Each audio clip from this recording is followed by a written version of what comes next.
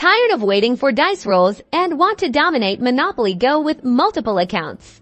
I'm going to show you how to manage multiple game accounts on your iPhone for ultimate gameplay freedom. First, understand that Monopoly Go officially only supports one account per device, so we need to get creative to run multiple instances of the game. One method involves using app cloning or parallel space techniques. Unfortunately, iOS doesn't natively support app cloning like some Android devices. Head to the App Store and search for parallel space or dual apps. Be extremely cautious as many of these apps are loaded with ads or may compromise your privacy. Read reviews carefully before downloading. Look for apps with high ratings and a substantial number of downloads. Once you've found a reliable app cloner, download and install it. Open the app, and it will likely ask for permissions to access your storage, contacts, and other data. Grant these permissions carefully, considering the app's reputation.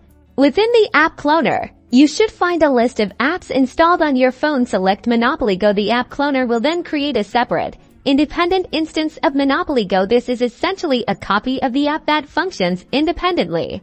You'll now have two Monopoly Go icons on your home screen, or within the app cloner's interface. Each one will allow you to log in with a different account. Remember, you'll need a separate email address or Facebook account for each Monopoly Go account you want to create.